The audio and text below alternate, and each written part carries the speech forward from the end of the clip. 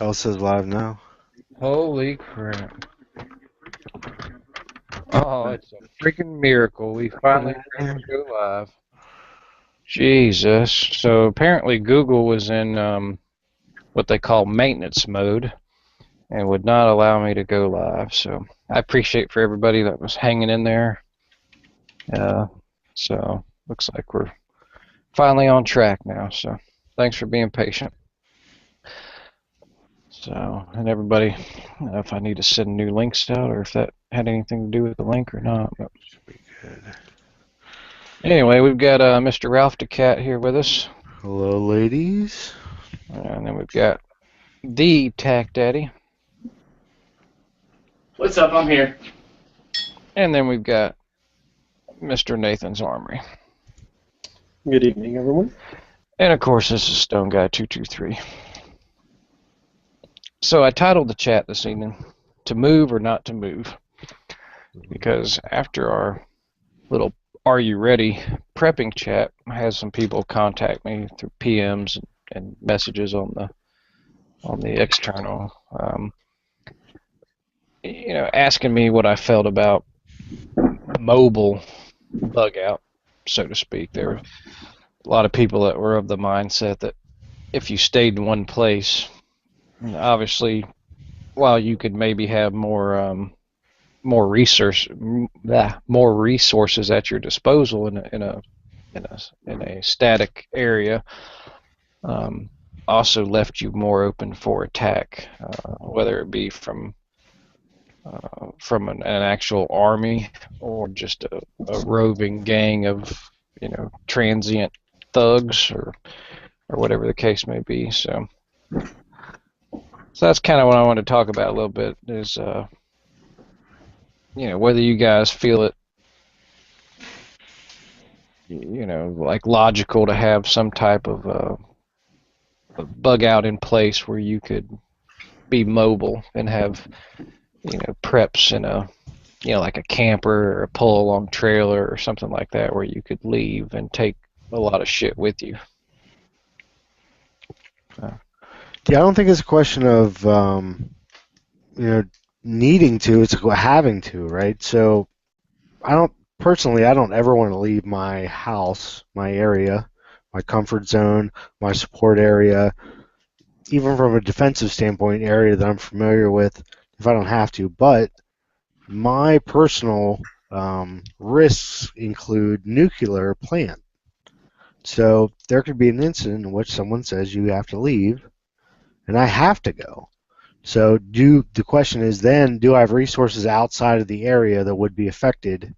Do you have a volcano? Do you have a fault line? Do you have a coast? Exactly. Push you outside of your area that would force you outside of there? Good. Personally, I think you got to get rid of the reason. You get more of, if this happens. I remember I have a friend that ran the Boston Marathon, was in his hotel room. The bomber thing happened. They came and said, you have to leave. You have like a couple minutes to pack up everything you need and leave. So within a couple minutes, he had to be ready to go with everything he needed for a couple days. Same thing to me would have to happen to your house in certain cases. So you have to evaluate your situation, likely scenarios, how far you would have to go, and do you need supplies? What direction? Wind direction in my case is important, believe it or not, right? Nuclear stuff, so. Oh yeah, fallout. Exactly. So, yeah, that's a good point. That's kind of. I want to head west, because generally all the wind flows in my area east, all the weather flows in my area east. So if I'm going to have a bug out location for my likely scenarios, it's going to be in the west part of the state. So if you had a coast, I imagine it might be more inland, depending. Yeah, and a big thing I was factoring in would maybe be something like earthquake or massive flooding to where your house was rendered basically uninhabitable. So then you'd have to. So I guess that is a good way to frame the question. If you have to leave, are you prepared to do so? And See, in my position, the plan is not to stay in my house. The plan is to bug out. And the reason being is I know my spouse, if something bad happens in the world, just because of the way she is, we're going to have to go see her parents in the country, period. She's not going to be like, oh, it's cool, we'll just stay here at our house and just be us. No. She'll make me go there. Well, turns out they got a really great setup anyway where I'd want to go. And whereas my house, the walls are thin. Even if I was to collect a whole bunch of gear and stuff to survive on, it wouldn't be very long before the neighbors figured out to come knocking on my door. Well, let me. Shit, I hope I didn't. Who exactly is telling me that I got to get out of my house? I didn't say that. I'm saying that. No, I'm just saying. Okay, let's say there's a gas leak in the area. Yeah, you want to hang out there and just chance it? I don't believe you, Mr. Authority. What if there's a radiation leak and the alligators are radioactive and they're coming your way? No, I mean, let's say there's a pipeline that's burst or a train that's derailed. All right. Fair enough. There are obviously there's situations. What about the things where it's just you have to move on? We decided this neighborhood is no longer inhabitable. Well, let me read something. There's two different bags that I have, right? And there's two different scenarios. One's a bug out bag, 72 hours. The other one is an inch bag. I don't know if anyone's familiar with those, but that's I'm never coming home bag.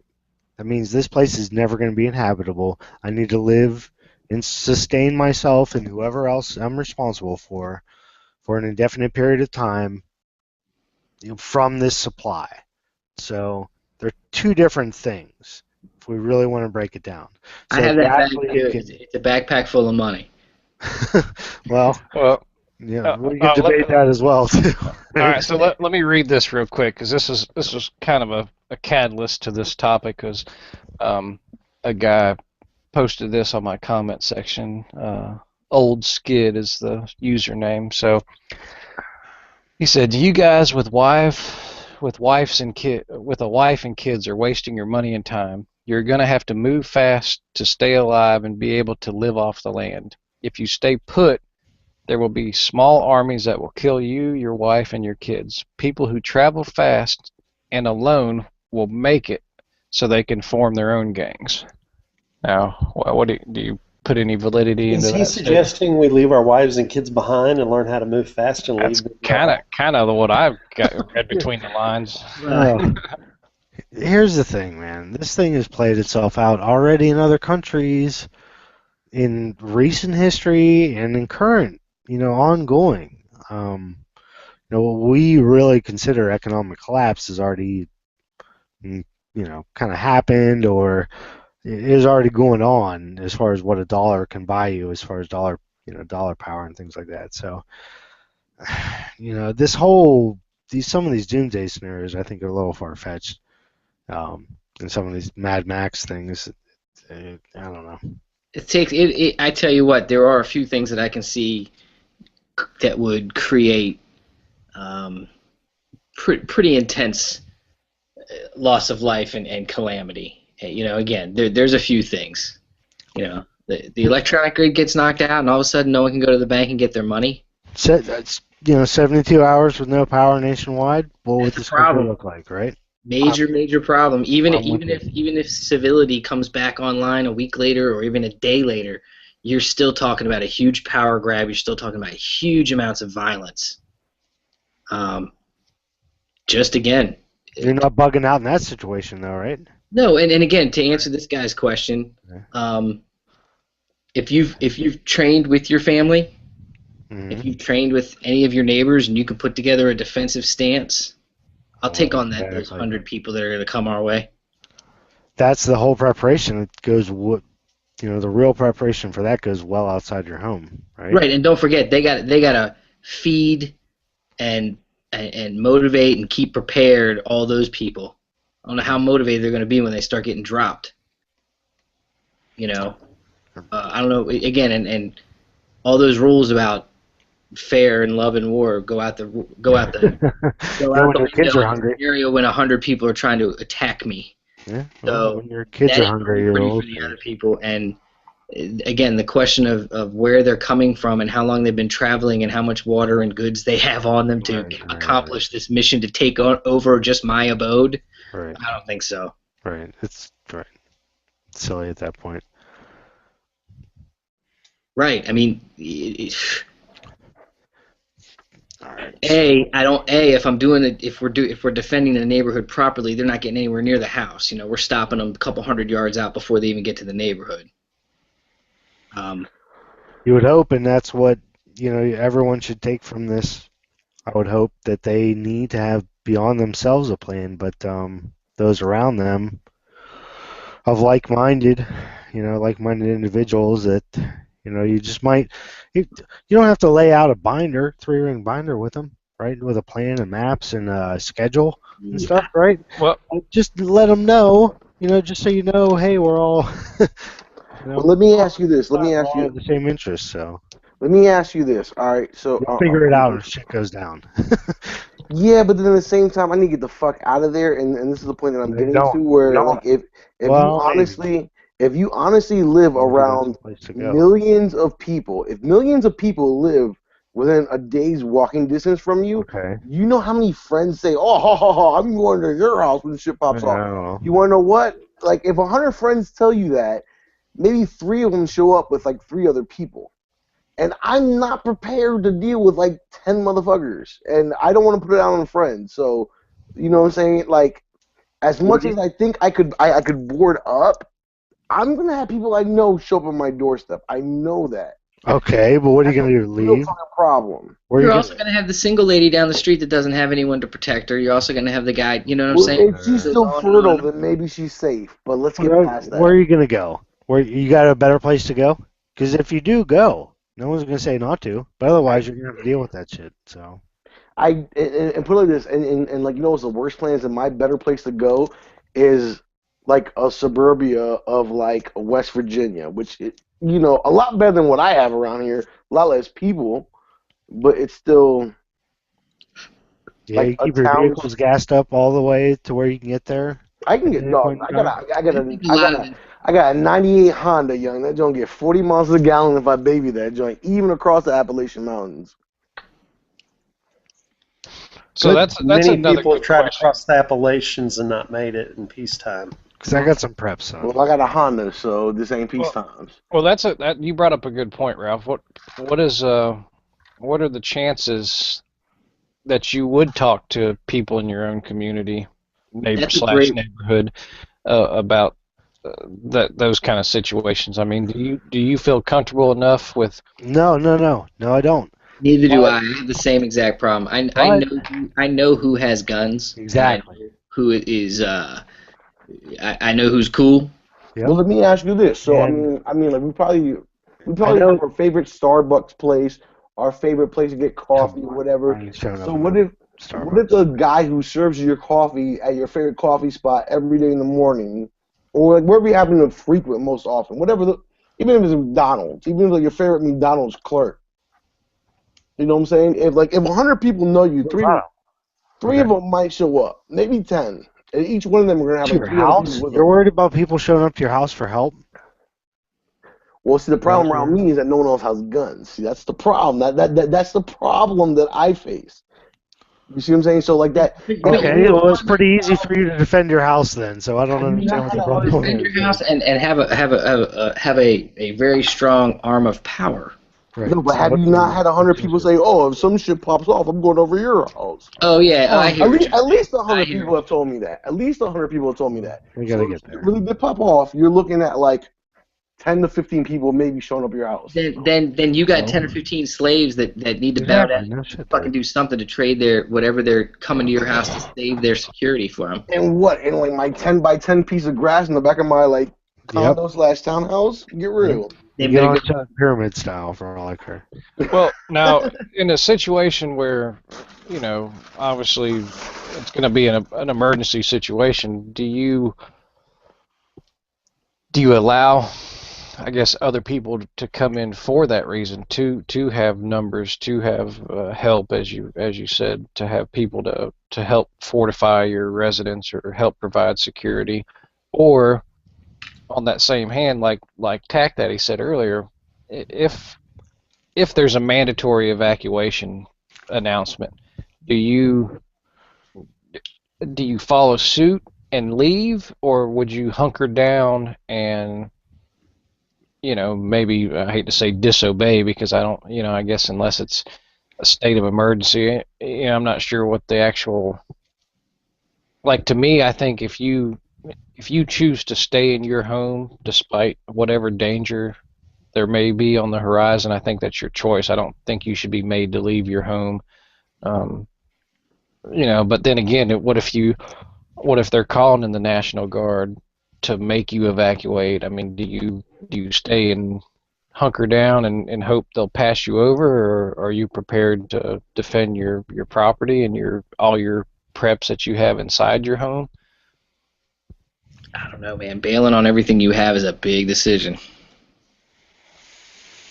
You're saying if someone is forcibly trying to get you to leave, is that what you're saying? Right. It's a pretty rare scenario. Katrina. Right. Yeah. At the same time, those preps, would those preps have been any good? Let's say you were completely prepared at Katrina and they came door to door and said, get out. Were there people that turned that down outright? Or was everybody forced to leave? And what are the criminal aspects? You show up to your door, they made you leave. Well, put it like this: like if you were huddling in your attic and you had nothing left to eat or drink, they fucking made you leave. At least that's what I like to think. You know what I'm saying? I mean, how many people were on the roof too? Yeah, I mean, like if you're on your roof and you got a case of ammo and nothing to eat or drink, and you're like, "Yo, I'm staying," you're an idiot. You know what I'm saying? I wonder what the legal repercussions would be in a situation like that if you chose to disobey, let's say, the emergency management. The only repercussions would have to happen right then and there. You'd be like it would either be you left under handcuff or flex tie, or you're staying. So like either they would take you or they wouldn't take you. And they took you, it's by either handcuff or flex tie. What if you're like, I'll go with you, but can I carry my guns with me? Yeah, flex tie me while I'm still carrying my 6-shooter on my hip. I don't know, man. It depends. I guess it's all situational. Because honestly, I mean, like, think about it. Like, if you're on your rooftop and you have no water, no food, and you have a Glock 35 with 1,000 rounds of ammo, like, in a box sitting right next to you on nothing but your roof and a bunch of happy sticks. That's sorry. Like, let them black bag you and take you. I mean, I'm not really that. I mean, you're probably gonna die. Well, obviously, that's a pretty extreme. I think what you're talking about is probably, again, you're in an interesting area, Marco, where no one really, again, it's different. What I see is where I am, neighborhoods quickly banding together. Right. From your rooftops. I'm talking like water up to like your second. No. I mean, not everyone has a flood scenario. Yeah, I we're don't not put it just a like flood scenario. Where I live, I don't have a flood scenario, but I'm just talking about. I mean, the flood scenario is the worst case that you could probably put it to. So. Well, I saw what happened where I am when Wilma came by. Bam, smacked. I went right over us. Everyone came out afterwards. Everyone banded together. The chainsaws came out. People started clearing the roads. Everyone got into getting the generators going. Everyone got into getting the food out on the grill that needed to be eaten. Okay, but imagine if there isn't that. Imagine if your house is, if everyone that you thought you could team up with, their house is flattened. There's nothing but a roof on the ground. That's your lowest point of contact. All right, then. So we're talking Katrina. Well, what's your point, though? I mean, obviously, if it's that bad, then yeah, you'd want to get the hell out of there. We're not. You would want to, but what about those that don't want to? And it's obviously in their best interest too. You had opportunity to leave, just like everyone else. You had opportunity to leave. You have a boat coming by that's going to take you to food and everything else. And you want to sit on your roof with a Glock? Then you're stupid. Yeah, I'm talking more about that, and I think this chat really needs to focus on preps for and decisions for staying or leaving and how much of a time you should leave for, and how many people you need to prep for, and having caches around in different places and places to go, and how you evaluate threats to your area, and how you plan for those, those types of specific threats that are to you, more so than anything else, like, I don't know, southern stuff. Yeah, well, again, when it comes to what I see happening, unless again there's a tornado or something completely wipes out civilization, or a flood to the point where no one can do anything but swim and boat. I don't think a tornado could wipe out a civilization. It's too narrow. It's too narrow. I'm just saying. For the flood, you're going to go to resources. There are resources. You just have to move towards them if you want them. Well, hey, there's a lot of boats down here on both coasts too, so and lots of little islands to go to survive on. Well, Florida's getting a shit ton of flooding right now in Pensacola? Yeah, up north. And actually, what's interesting, downtown Miami, if you do your research, it's funny because they're saying that Miami's going to be underwater in the next 20 years. I can live with Florida disappearing, personally, but I'm just kidding. Leave it up to Edge. No, but that shit's happening a lot around Chesapeake Bay. Obviously, like sea levels are rising, and for every micrometer, it's like a mile that you lose of I think it's more like every 3 to 10 vertical feet of sea level rise, it's a mile inland. It's not 3, no, dude. It's like 2 inches equals a foot inland of marshlands, grasslands. Yeah, and there's 5,280 feet in a mile, so 2 inches. There's also tides and other things, and none of us, unless there's a marine biologist here that I'm. Hold on, what were you saying? 5,280 feet in a mile, and what? Yeah, and you said every 2 inches is like a foot inland, so that's even less than my estimation. No, but by the time you multiply it by I was actually measured in seashore land per year, it's hundreds of miles. Really? Was it Florida or New Orleans where they cut all the wetlands? They developed them or did away with them, and that was one of the buffers they had for hurricanes and whatnot. If you develop and build a lot over wetlands, you end up with shit what I have in my state, which is rain tax.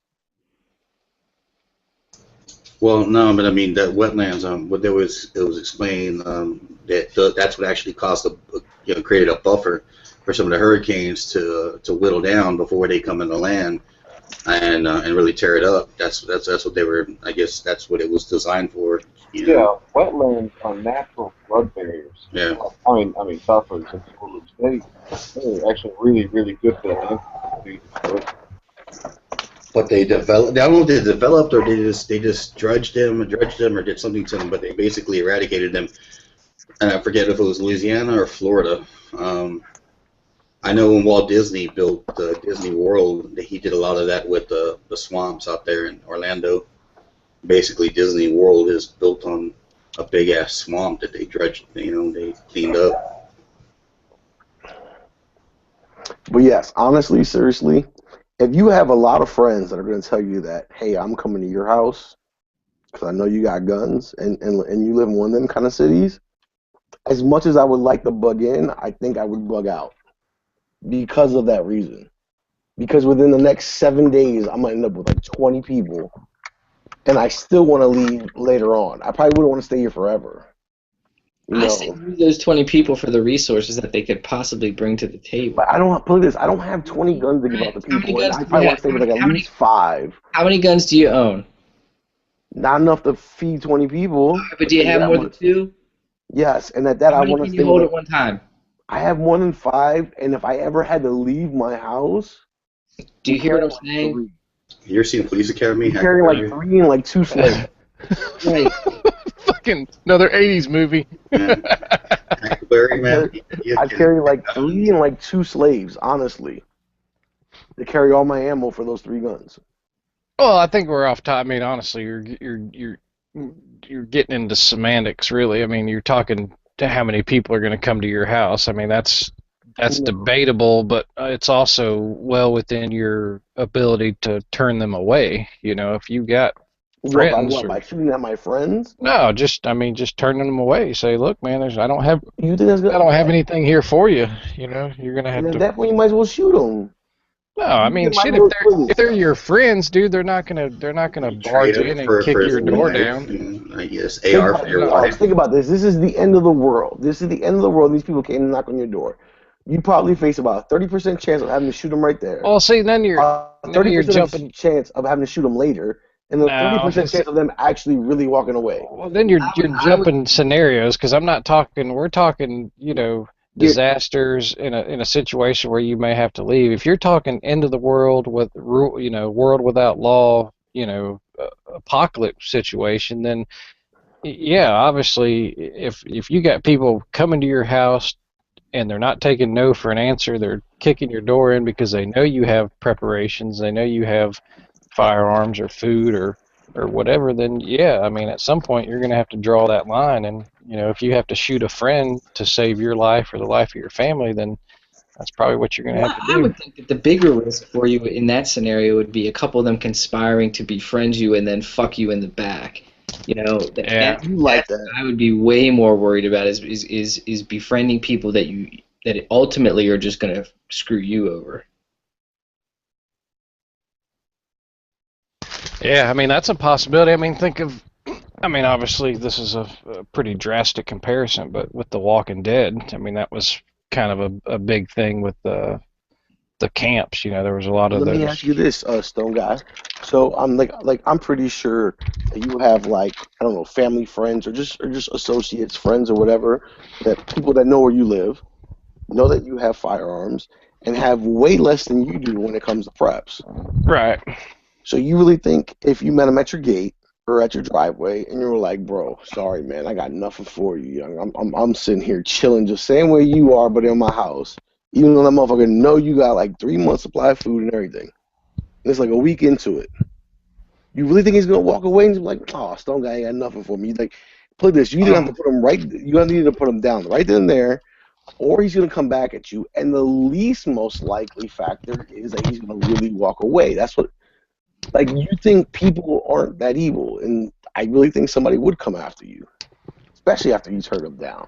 Yeah, and I guess and like I said, if we're to that point where where there is no that point is 5 days away. Yeah, where society's gotten to that point, then yeah, obviously you're gonna have to look out for number one.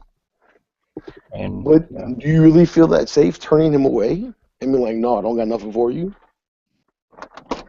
If they're truly your friends and people you know, then yeah, I would hope. Touch him right then and there, based upon how he took it.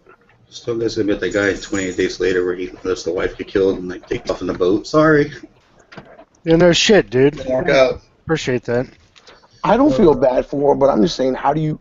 All right, so if someone walks away and is okay with you turning him down, at the same time, I'm still preparing for him because I think he's gonna come after me. Of course, dude. It's 5 days and the cops aren't responding to anything and the grocery stores don't have any fucking food. It's obvious that shit's fucked. Well, dude, look at people fighting. You better look at the human nature and man and the instincts and the will to survive and again just basic human nature. Did you guys hear about the all fist of fights? these being reasonable with friends and no. I hate to put it this way, but at the same time, it's when he comes asking for theoretically, help, he's going to be reasonable with you. in the face. You know what I'm saying? At that one given moment, he's going to be reasonable as shit with you. And if you turn him down, there's a possibility he's waiting for you in the woods. You know what I'm saying? Right on the corner. Date 5. I don't know what you're doing answering the door. Yeah, no shit. How about just ignore the door? But your door is boarded up. Your door is barricade. You know what I'm saying? So he's knocking on that door. He's going to peel down your barricade or something. Shoot him because if you were to put a barricade on the door, you see. If I showed up at Tech Daddy's house, and Tech Daddy's house was all boarded up, I'm gonna start peeling the sofa off. I'm gonna start. Let me see what Tech Daddy got left. You know what I'm saying? Tech Daddy got some yayo. Look at that. What's where that comes from? But okay, so ultimately, so let's go. You kind of bring it back. So if you obviously optimal situation would be you would be able to stay at your home with all of your preps and defend your territory and and that'd be great. But if you have to leave, you know, what's your, like, are you set up for that? No, but I got a couple plans. Yup. What's the minimum amount of ammo you would carry, and how far are you planning Fucking on ammo. going? Dude, you need to worry more about gas and clean water than fucking ammo. Nah, because I can make. All right, so at that point, if you have good clean gas, you can make it 300 miles before you have to worry about water. So it really depends in what order it all falls into. Is how much, you know what I'm saying? Because if I'm walking, then I carry every 10 miles about water, and even a lot less than that. Depends But on if how I many had- firefights you plan on getting on in between where you are and where you're going. That's the other thing. Dude, I get worried about getting firefights getting off the metro. That's What okay. are you But talking about? you're gonna have to do ammo conservation, obviously. You know, make every round count, and you know, avoid contact, basic stuff like that. But there's horses here, and then there's boats. Yeah, dude. If you're walking, you're dumb. That's steal a car. I mean, what the fuck? Yeah, exactly. Seriously. So I want to break the law. You can't get around like that on the beltway. That's going to be the biggest thing that you're going to see in a situation like that is the psychological breakdown of society. It's Hold going on. Yeah, okay. I'm sorry, go ahead and finish your thought. and it's going to go through phases. And one of the phases is going to be the realization of the average person that things are not the way they were, or are they ever going to be that way. And then again, back to what I was saying, the switch over to self-preservation, security, food, security of the family that you're with, etc., are going to trump everything at all costs, including human life in the other direction if it gets in your way. Yeah, I would agree with that. And that's going to be the scary time, is when the average housewife starts freaking the fuck out. It is, but at the same time, all right. That's So when you you're got gonna fuck your house. you got 3 days of nothing, and you probably have a week of loud popping shit. And I probably wouldn't want to leave my house in the first like 30 days. I'd much rather sit there, use my preps, and pick off anyone who comes by my door. Friend or not, I probably would pick them off. No bullshit. See, but then you get a pile of people outside your door. I think letting them get that close to you is a mistake. Well, if I see a friend from 50 yards away, I'd probably hit him with a warning shot. But if he gets closer to 50 yards, I'm going to crack him in his head. Because I already gave him a warning shot to go away. You gotta realize, like, I live in a townhouse complex community with a lot of people. So you're gonna do bigger like that, man? If you're really thinking smart, you're being silly. You're making yourself a target. At that same time, yes, but around here, no one has the armament that I have. No one. If I lived in Georgia, that's straight. But you know what's my worst case scenario? I'm facing 4 thugs with a Beretta 92, and I could probably get them for like 100 yards away. Probably in this perfect environment and all this shit, dude. You Bench don't rest, know everyone, and you don't even know the illegal ones for sure. So Beaker with a bag of gizzards and showing up, and you can shoot him. What do you think the show? the edge with an empty 24 case. What do you Running at me like I need beer, and I'd shoot him. Damn, dude, you're gonna be like that. See, I think you have enough resources. Again, my street alone, you got an ex-SWAT guy who's an active cop. You got a federal firearms trainer. You got two firefighters that I know that are gun people, etc. There's a federal agent across the street, another one. I don't have that type of community. You get enough gun people that you could get them together real quick and get together. Again, with today's ability to get tactical gear and that kind of stuff, you'd have a formidable. You would see. So people around me in New Jersey or New York, we have more people asking us. Well, obviously, you know what I'm saying, like, oh, some shit like that happens, I'm going to you. It's very apparent in your situation, Marco, that you just need to leave as soon as you can. I am.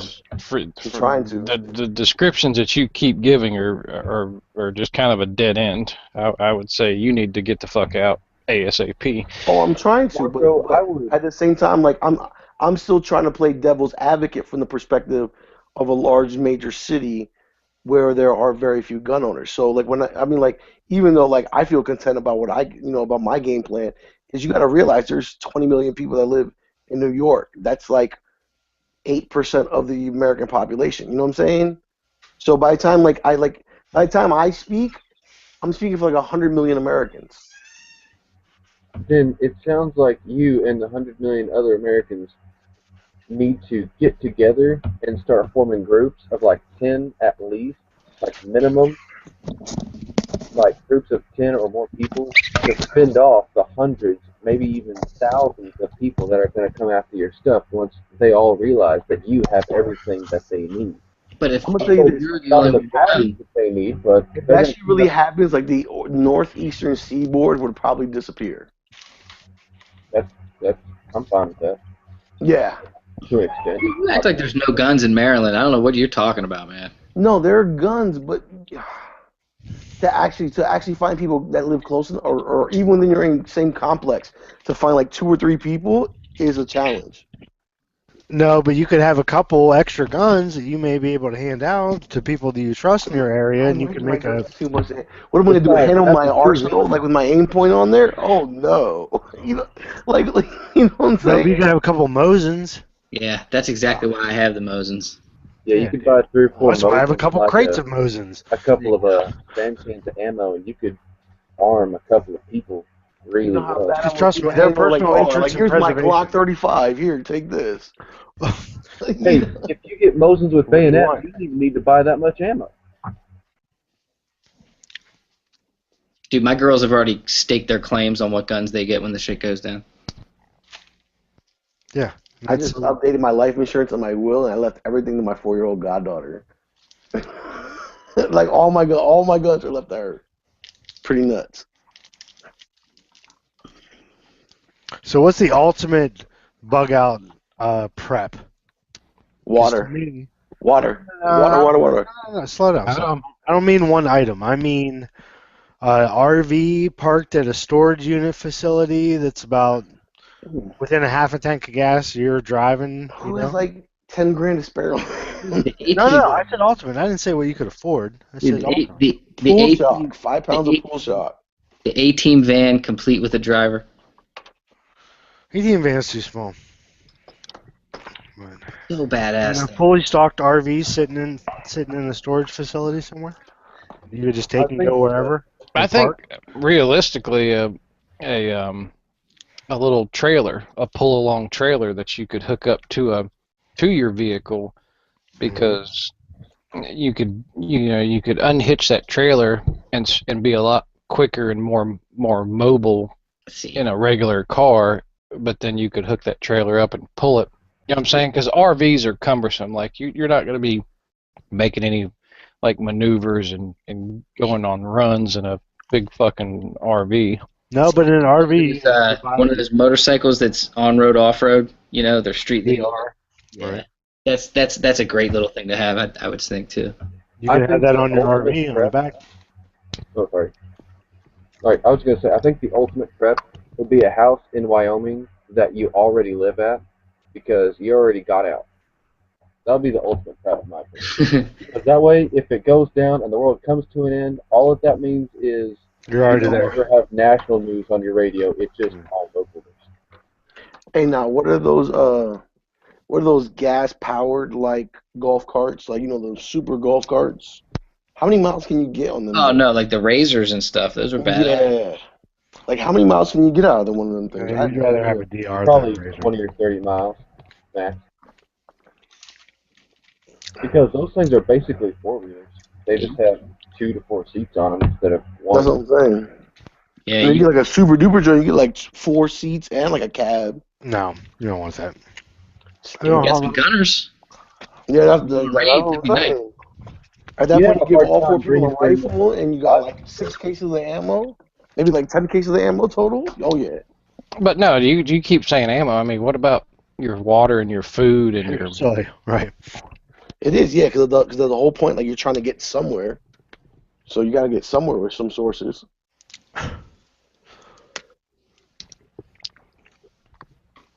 I still say, water above and beyond. I mean, even military survival schools will tell you that water is the number one asset Oh yeah, above and beyond anything else. So that's why pool shark was my first answer because 5 pounds of that is like 2,000 gallons of chlorine and like 500,000 gallons of water. Oh yeah, why don't you try to drink that one time?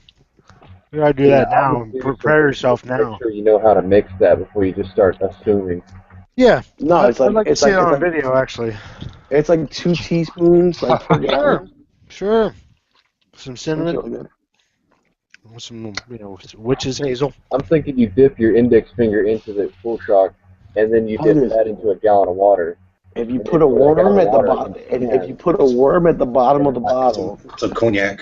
it makes it a lot. If you put a worm at the bottom of the bottle, it makes it a lot more interesting to drink and a lot more funner to put it down. It's like those dipping sticks, I think. Funner, Oh, the fun not a sticks. Right. Funner isn't a word. Oh Jesus! Now we got both Funner our token is blacks actually in here. correct English if you follow all of the rules. It's just that so many people have said it isn't for so long that most people believe it. Hey, Stone Guy, have you not realized that I have that good hair? You And can I tell am you- not actually black. The good hair. You can My tell hair you- is a lot better than yours, man. What is he's, that? he's high yellow. Get out of here. Come on, we're talking preps here. Preps. Yeah, let's keep it on topic. Ultimate prep. What's the ultimate prep? Bug out prep. Pool shock. 5 pounds of pool shock by far. I'll take a gun and a sidearm to jack anybody for water. So I'm with you. what waters you want, I'm bringing my gun to take it from you. Now hold on. I think he's talking creek. Hang on. Now, Ralph, are you talking bug out vehicle? I'm talking about bug out prep scenario. Okay. If someone knocks on your door and says you have an hour to leave. You have to leave. There's poison gas coming through. Okay, forget. I'm not telling. The government's not telling me what to do. Okay, you're gonna die if you stay for whatever reason. You gotta leave for 72 hours. What's the best scenario that you can go to that's gonna hold you over for 72 hours until you get back to your house? Is it an RV parked in a storage unit that's fully prepped, ready to go? Is it a cache that's at your friend's house? That has clothes and deodorant and food. All right. Something Yeah, like your that. best prep would be a separate location with someone you know. So if it's like a friend's house, like even if he's not there, it's definitely a friend's house. I would go where I am. I'd get on a boat, and a fully stocked boat, See, I think boat would be excellent.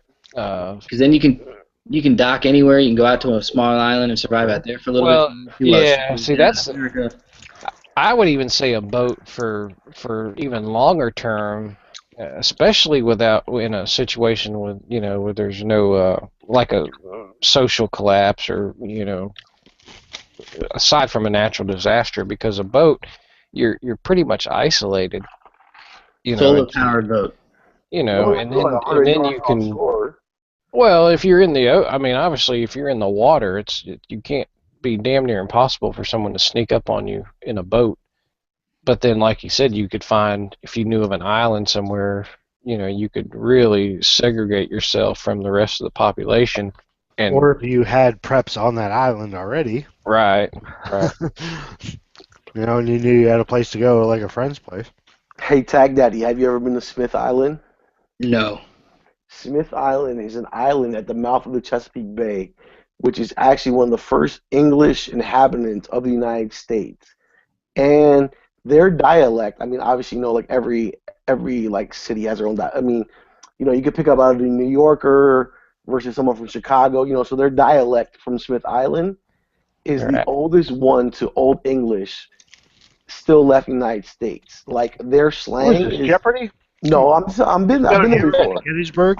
I'm educating you all on American history, and their dialect is the oldest in the United Write this States. down. Slow down. Let me Do write they have any guns on Smith Island? Do they have any guns? Yeah, Best- my preps over there. Best Maryland blue crab cake in the Oh, world. Jesus. And it is called Smith Island, and their slang is like they say, "Oh, I had a fair day today." Like they still say fair and like those high princessy words that they still use back in the 1800s. It's pretty cool. Been there. Tight. Check it out. Been Smith there, Island, shirt. All Maryland. right. And you walked in with a hoodie and Timberlands on. I'm sure they. I actually walked in there with Timberlands, a Wizards jersey, and I walked the whole island, which is about 7 miles Wizards. long. And they were like, Wizards. "What the fuck is this guy?" Is that even a team? You know what's really funny? Not a single car. Okay, so every car has to be barged in there. It's a 7 Mile Island. They get like 1 gallon. Like they literally fill up their tanks like once every 2 months, and all it is are like little 13-year-olds driving their car around that aren't even registered with tags. They all have like paper tags from like '93, and whenever the state troopers come on the island, all they do is just park the cars, and no one ever drives, and they don't pay insurance or nothing on their cars because they never leave the island. All right, I have an answer for your back to wing this around for you, Stone Guy. Here we go. Thank you. All right, next time the shit goes down and you feel like a bunch of people are gonna come to your house, get the fuck to Smith Island, dude. Take a boat to Smith Island. You'll be all right. So I think, you know, obviously if you had the financial means to have an RV stocked and ready to go in a separate location, I think that would be optimal for a bug out situation. And I still think the little trailer, because that's more economical. If you could, you know, you could get a decent little what do they call those? Like a pop-up? No, well, not only that. No, like a trailer that you store. You know, like what the fuck do they call those things? Yeah, like a trailer you just tow. Yeah, like a tow-along trailer that you know, but a covered one.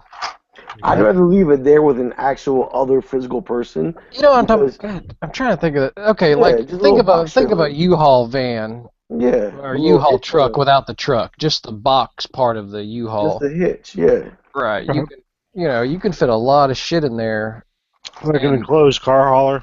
Yeah, there you go. Like a race truck joint that like you used to have, bro. Right. So you could hook that up to anything, and you can get those pretty cheap, and store all your stuff in there, and you know they have locks. You can lock it up. Haul it. Let's not forget you got to haul it, and it's And you normally might get dually, that much off road, like by the Like a time you big have one. that shit on there. which is all right. But I wanted the diesel option, and I normally don't drive. No, I mean I have a diesel Volkswagen, but I'll tell you this, I would probably have the Okay. combination of both, where I would have a truck to get me out into the middle of the woods where I already had one of those parked, so then by the time I get out there, I could just unpack it, because I wouldn't feel comfortable leaving it with somebody else. Even if I left, let's just say like I live close to Stone Guy, or in the same metro Atlanta area, and I left them with like 1,000 rounds and an AR, right? By the time I get to them, 9 to 10 days, maybe even 2 weeks after the shit happens, because I got to chill out for like 3 days, then dip out and actually get there. 10 days or 2 weeks before I actually get to Stone Guy across my metropolitan area, he's probably already walked out with my 1,000 rounds in his own truck. You know what I'm saying? So leaving with another person really, to me, isn't that much of an option. Because if shit's going bad, he's going to take that shit from you. we were talking about leaving more. You never leave more value with someone than they already have, and that's obvious, right? You leave a small cache like a Foot Locker or something bigger than a Foot Locker that has your personal stuff as a backup. If you're talking So about let's just say, cash let's leaving with someone, just say talking about it's an a RV, you leave it in a storage unit facility or a warehouse facility or something like that. All right, so right now, if you left me with a Glock and 200 rounds of 40, I have every caliber but 40 right now, which is really funny. I have every caliber but 40. Haven't been able to find it at a shop for a good price. Haven't been able to find it at a gun show in the last. You're the only one. Good price. I am the only one. So keep in mind that if someone left a cache with me for 40, I'm gonna take it. I'll probably leave his 40 gun right there, but I'm gonna take his ammo. He's gonna have no ammo in his mag. I'm taking that shit. No, you're not if my cache is at your house because it's locked up and you don't have the key to it. So best of luck to you, my friend. I will. Asshole. Well, at that point, Guess what? I don't leave my shit with you because I know you're that kind of person. Yeah, because you're gonna invest more than $100 for me not to break your shit in. So good luck. You know what I'm saying? At that point, it's not cost effective. It's not cost effective. So okay, well here's the deal. I'm gonna be at my cash before you're really gonna be at it, or I'm gonna abandon it because if you think I only have one, you're silly. When you get from the south side of New York City to the north side of New York City, and dude, the semantics. Come on, no, that's real talk. That's real talk. Stone guy, could you cross it? All right, so you are dumb enough to home for like 3 to 4 days. Doesn't mean everybody is.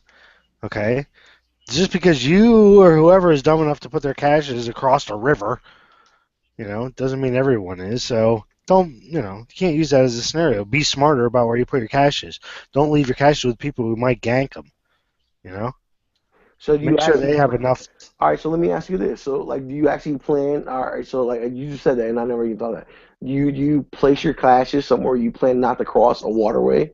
Because waterways can be significantly complicated to cross. Sure, there's a lot of different areas, and you need to look at a map, and you need to look at which direction you need to generally go, which is generally west for various different scenarios and reasons. And if you have a place to go, whether it's a relative's place or whatever. So if you need to go east, you need to know where you're going to go, someone's house or whatever. If you need to go west, north, whatever. I have to go west, and if I go west. Okay. No, slow down.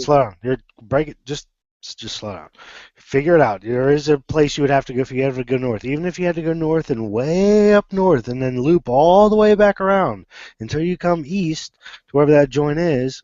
If that immediate area was blocked off, if you had a roadblock for a certain distance, you'd have to go all the way around. You should have ideas and you should have plans to be able to do this, know what your routes are and things like that. And you can put caches along your way, small ones. They don't have to be these huge footlockers. They could be as small as PVCs that you drop in, with an auger hole on the side of the road that you drop in and you know where they're at. I mean, it could be relatively small, and it doesn't have to be all in one place, but you should have multiples that you can get to relatively quickly. Small ones, they don't have to all be the same size or anything like that. So my footlockers at those places are like clothes, and maybe some ammo, but not enough that someone's in some cash, but they're in a place where there's more resources in that place.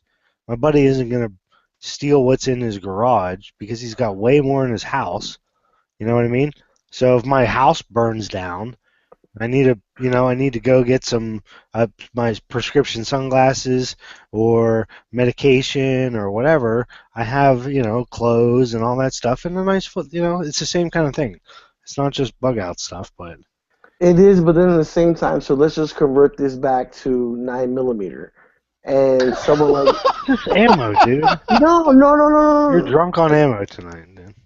Nah, dude. He's drunk. Nah, because if you think about what ammo cost 9 months ago or whatever, and 9mm was through the roof, right? You couldn't get it for a good price. You probably didn't have that much. You know what I'm saying? Like who? Every all right. So like what you told me as far as like going to the cache and like someone whatever, like you're thinking best case scenario. I'm trying to give you worst case scenario. You see what I'm saying? Like everything that you told me was like best case scenario. Right, because you have the time and the preps to do it.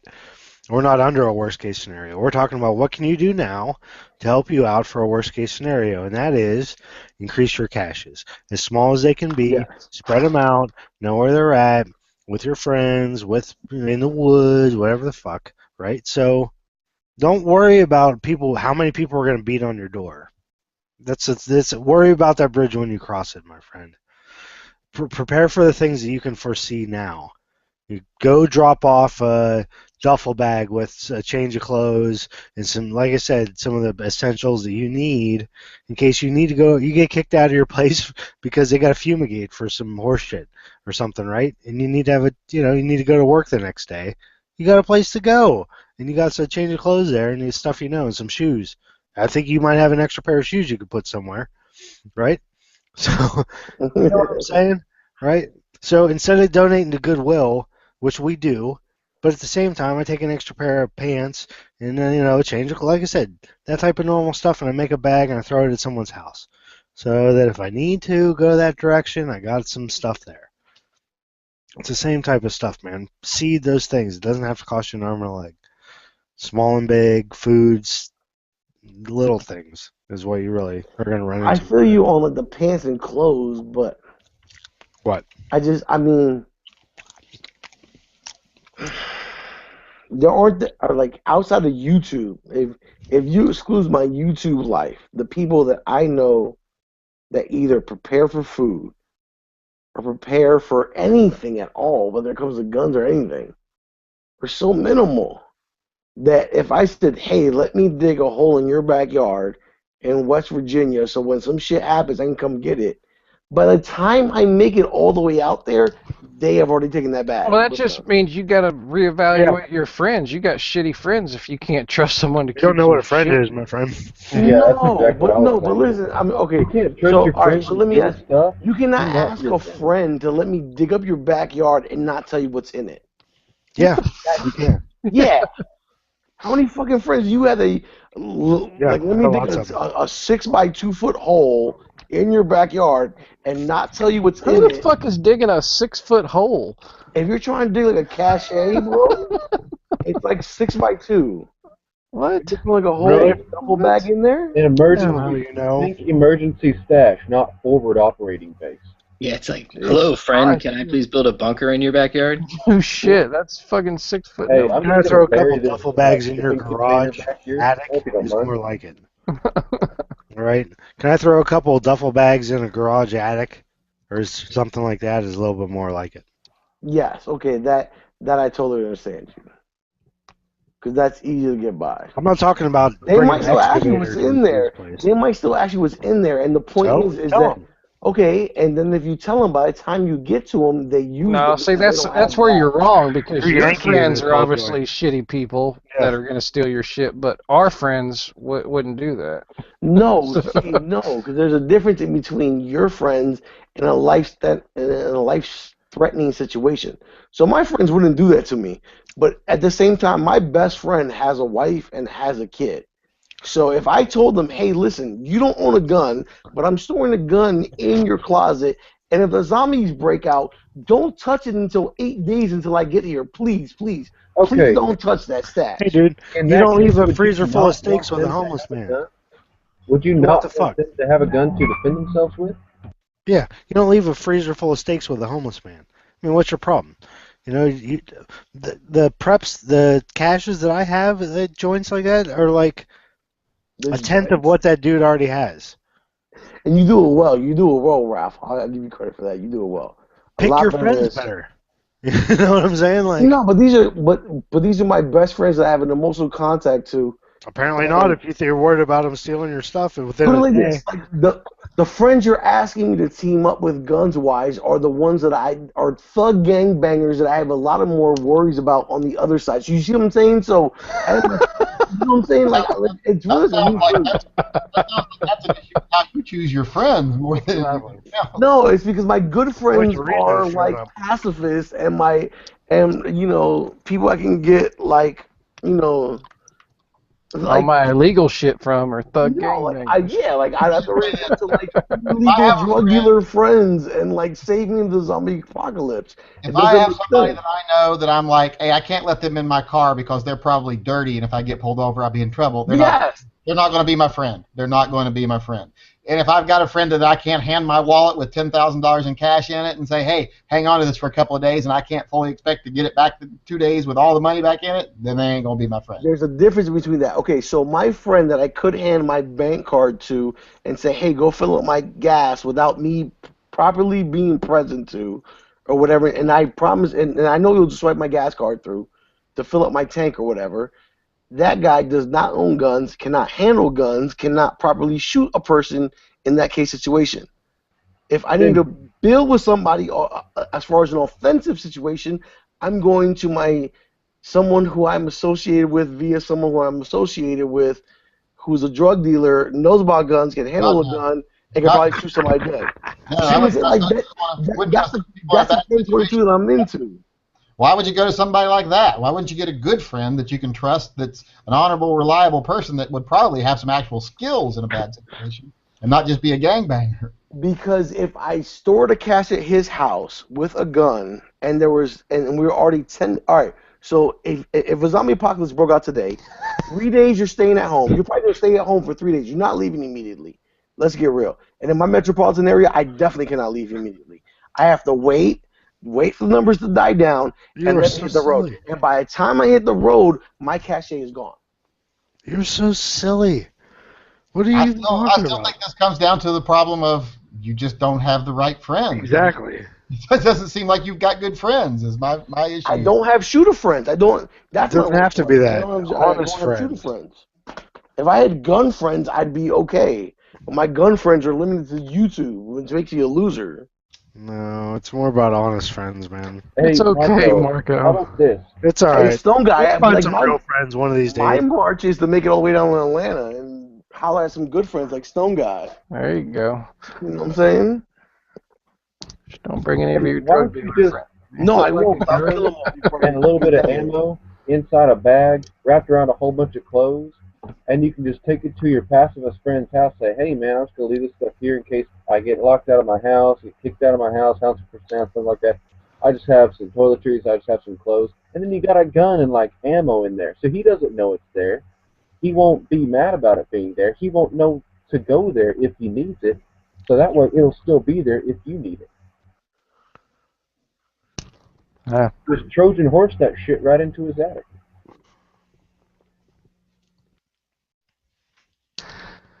All right. So anyway, what else? What else can we talk about? Bring this back on topic a little bit here.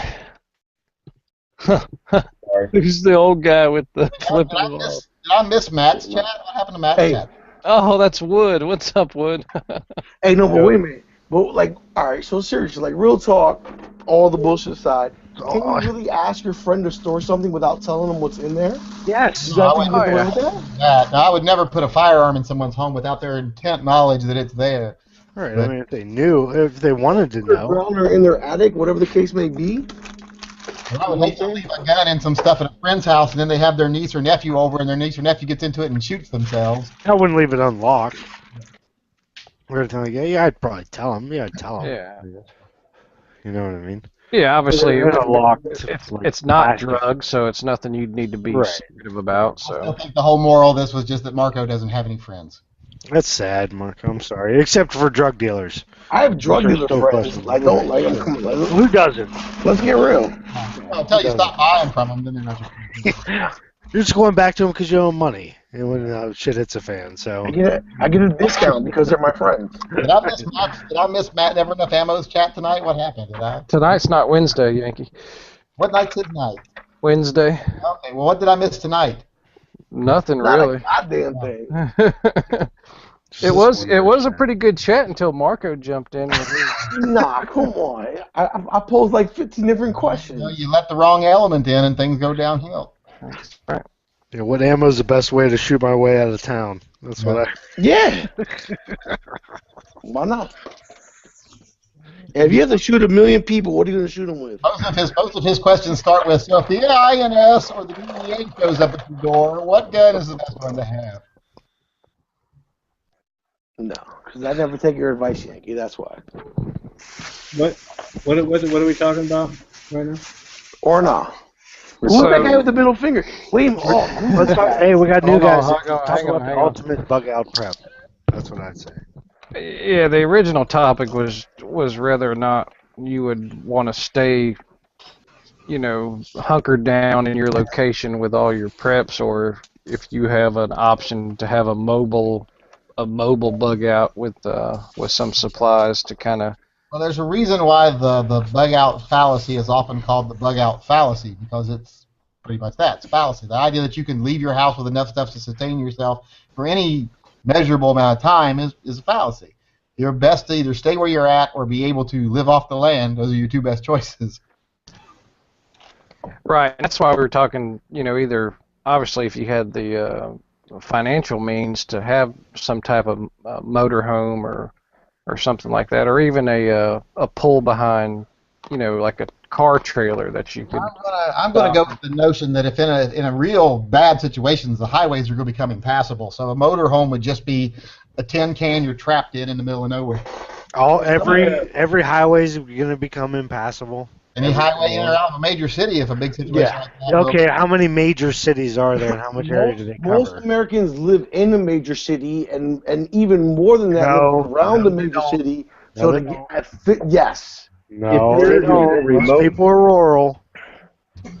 Yeah, you're in a remote enough location to where the highways around you are not like congested, so that they're just completely impassable. If it's that remote where you live, then you aren't going to need to bug out. And you aren't going to be able to store enough, and you're not even going to be able to store enough in a Winnebago to last you any sustainable amount of time. If you don't leave your home with skills, and you're going to be out for more than a few days, you're out of luck. You gotta realize, play this, like, by the time most of the country figures out, oh shit, it's time to bug out, 30% of the U.S. population. Wait a second. Where are you bugging out to? Unless it's like a natural disaster, you know where I'm dying. Like a natural disaster, and my area is flooded, or I had an earthquake in my area, and now I need to get out of here because it's not safe anymore. Yeah. I've got some place to go. That's just altering your location. But well, that was the original question. On the road, that's a fallacy. Well, that was the original thing. Was if your home became uninhabitable, whether it be earthquake or flood or something like that, obviously you can't take everything with you. So, do you have a plan, or do you have resources available to move with a lot of your preps to be self-sufficient for an amount of time until you can get reestablished somewhere? Oh, so this isn't in a case of where there's no continuity of government. This is like any kind of bug out. Yeah, it could. I mean, obviously there'd be a significant variables if there was no, like a world collapse, without rule of law kind of thing. Obviously, a natural disaster, the bug out scenario is going to be completely different than a like a civil unrest type bug out. Right. Well, I mean, your basic needs are still the same, so you still have to cover those bases. Not necessarily, because once you're out of the natural disaster, you're back in the safety zone in the real world. But if you don't have access, cash, or your own preps, whether, like I said, be food, water, hygiene, medical, things like that, it doesn't really, in my opinion, matter what displaces you. Some of those basic needs still apply, and you still need to prepare for them. I mean, I know you're gonna have to. If I ever had to bug out on foot with my family, I'll ditch the AK and I'll pick up I got a bolt action 22 mag. Carry, you can carry 600, 700, 800 rounds of ammunition. Don't weigh nothing. It just changes everything. Sure, without rule of law adds on to it, in my opinion. You know what I mean? It just adds on to the responsibilities of what you have to carry around and be wary of. Right. I mean, yeah, but I mean, you're talking about literally. Well, see, I got kids and shit, so my situation's really fucked. I'm there. I hear you. Well, that was kind of what inspired this chat. There was a guy from my last prepper chat that sent me a message, and he's like, basically, all you guys with wives and kids are screwed because the people that are able to move fast and move alone and move quickly are the ones that are going to survive. Well, I'm so fucking paranoid. I'm uplifting my family, moving to a whole other state so I can be closer to water. I heard you guys talking about water earlier. That's the biggest one. Oh yeah, that's A number one. Well, and that's a perfect example of someone like yourself that's taken the initiative to be proactive and putting themselves in a more sustainable situation if something like that was to happen. Instead of someone like Marco that's going to stay in the middle of a city and talk about how shitty his situation is. Talk about our shittiest friends, though. Yeah, I'm going straight to Stone Guy's house. Hey, but what? I mean, like, you're in Nevada, so you're going out to just any water, not just clean water. I mean, because I can get water out of the Potomac River, like, not that far, but I'm not going to drink Potomac River water without doing some shit to it. You know what I'm saying? The Potomac River is disgusting. Yeah, I'm moving up to Washington State, so there's plenty of clean water up there. Okay. I mean, if you don't count Fukushima. Because I can get out the No clean one does. water. It's just any like any of our water sources around here, I'm treating it thoroughly. Where's that at? The DC metropolitan area on the Maryland side. Oh, you're back east, huh? Yeah. There's not a bunch of rivers and shit there too? I mean, like, there's small creeks and everything, but by the time shit goes bad, and even if it wasn't bad, I would still, you know what I'm saying? It's a creek running through the middle of the city, like Rock Creek. I don't know if you ever heard of Rock Creek Park. A lot of, like, senators and, like, a lot of shit happens in Rock Creek Park. But, it's still in the metropolitan area. I'm not drinking that water straight out the, no way. Even though it's a moving creek or whatever, no. I wouldn't. Well, as long as you have the ability to boil the water, you're fine. It is, but then at that point, if ever Washingtonian stripped the woods out of Rock Creek, I mean, like, we have a good amount of woods in D.C., and that's why the 9/11 hijackers couldn't find the White House. We have a good amount of trees, but by the time you cut all that down, it's gone. We'll just start burning politicians then. Or not. Or not. It's just not it's not sustainable wood by all means. You know what I'm saying? Yeah. Well, it's preaching this shit for a year now on American Warren TV and stuff with Stone. I finally, practiced what you preach. I felt that if things are going to go bad, Vegas is literally going to eat itself inside out. I mean, you lose the power in Vegas, there's no water. There's no water. The water has to be pumped from the pump station. Yes, but at the same time, there's less people. You guys don't have wells or anything in Nevada like no. All wells run on power, man. Yeah. But at that, you got to realize there's less people living in Vegas than there has been since, like, the late 80s. So that helps on water control a lot.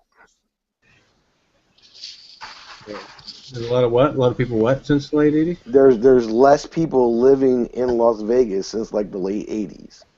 What are you talking about, man? We were the fastest growing city in the United States. We were until 2008, and then that shit collapsed, and there aren't that many people living there. But you said the 80s. Yeah, you said the 80s. Exactly. So collapsed to fall back until the 80s. I guarantee you the population is about what it was in, like, 92. I guarantee there's enough people here that I don't want to be here fighting for water. I know that. I mean, the water situation here is terrible. Let's see.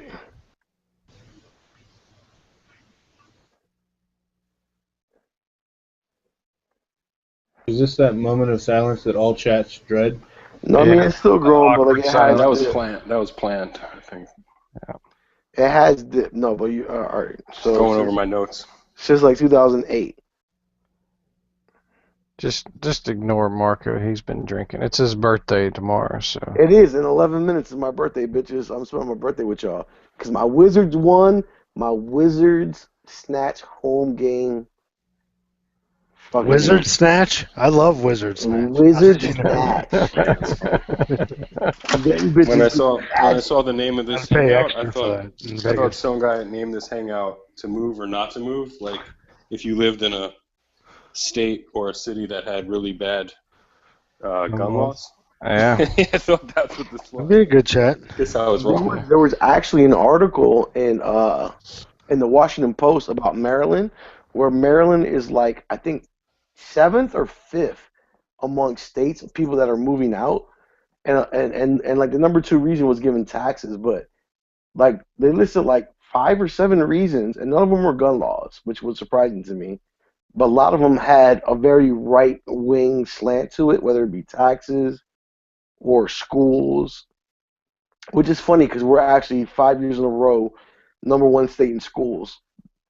But yeah, so taxes was like ranked number 2, and I did not see gun laws anywhere on there, which was surprising to me.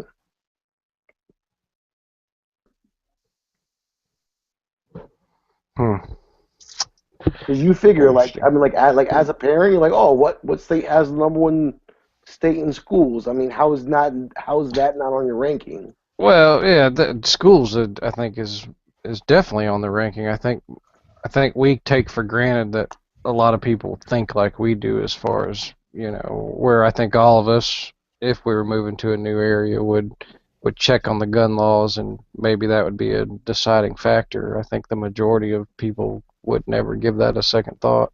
Well, let me ask you this, Stone Guy, as a parent, like, what's more important to you as a parent? Would you sacrifice a 1 point on your gun scale, or a 1 point on your school on your kid's school scale? That's a tricky one, because honestly, I think, obviously, I think every parent wants their kids to have a good education and be in a good school district and all that. But then again, I don't know if I'd be willing to sacrifice, which I don't feel I should have to sacrifice my constitutional rights anyway, but I don't think I would give up my ability to protect myself and my family, for a shitty school, because I could always educate my kids, Yeah, I was going to say, there's homeschool, private schools. All right. So honestly, I think I would take gun laws over education any day.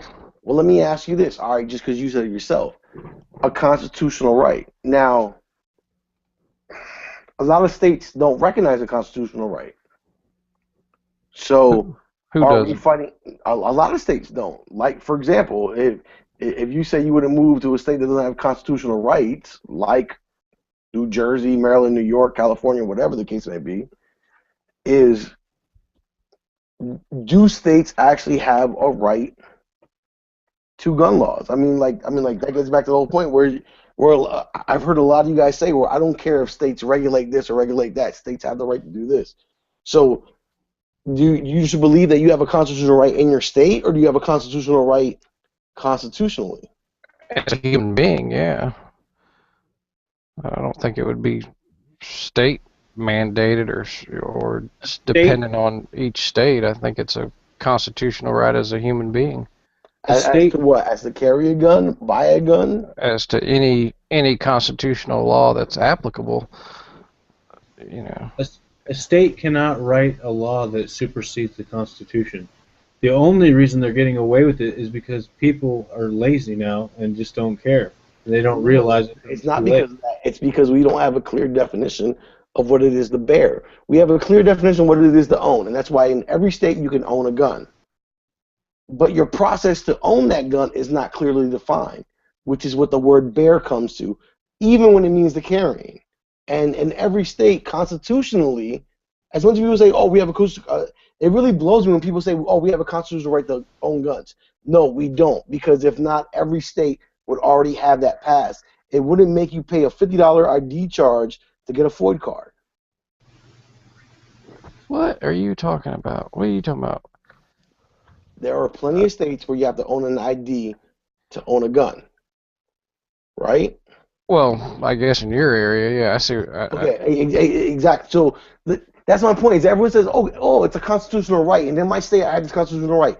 But technically, you don't have a constitutional right. You have a state right. You have a state right to own and carry arms in Georgia. You don't have a constitutional right. And the point is that a lot of us think we have a constitutional right.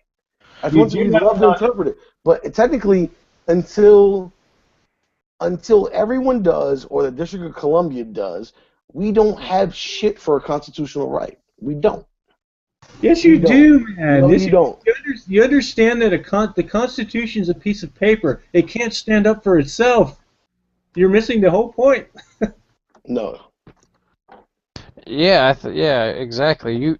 You're born with the constitutional right. If your state's amended its laws or its codes or constitutional right, then it's not. Well, it still is a constitutional right. No, it's not, because you have a constitutional right to vote, right? But not if you're a felon. Not if you're a felon. Okay, so let's include that, right? In every 50 states, you have a constitutional right to vote if you're not a felon. I don't know if that's even in the Constitution. Do you have the right to vote? Is that defined in the Constitution?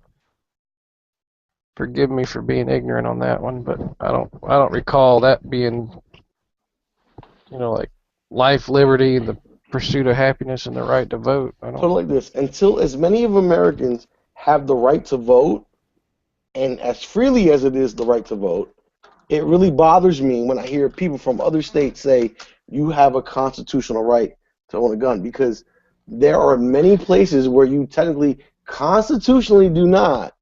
And at that point, if not every 50 state had What the are you same, talking about? yeah, Every state. You have a state restriction. It doesn't mean okay. you don't have a right. And then because there are state restrictions, the Constitution. That doesn't take away your constitutional right just because Yes, just because there's a state restriction. Put it this: for there to be a constitutional right, every state has to be able to do it. Okay, do you not believe in states' rights? Not so much. Really? Not so much. You may want to think about that. You got to realize that the biggest separatist movement, like when it comes to the civil rights movement argument, was states' rights. So I have a big problem with states' rights. You got to remember that. But you're not even black. You're a Chilean, so that shouldn't bother you. It doesn't matter. I'm colored to you, so that's all what matters. That's like when making my argument, I'm still colored. So you see what I'm saying? Like when it comes to that, it doesn't apply to me. And for people to say that there's a constitutional right when certain states don't, states' rights don't apply to you. Yeah. What are you saying? Dude, I'm not familiar with you or anything, but I think that you speak a lot from emotion, not fact. No, the fact is the constitutional right is that anyone who wants to vote can go vote. So my constitutional right is if I can own a gun, why can't everyone own a gun?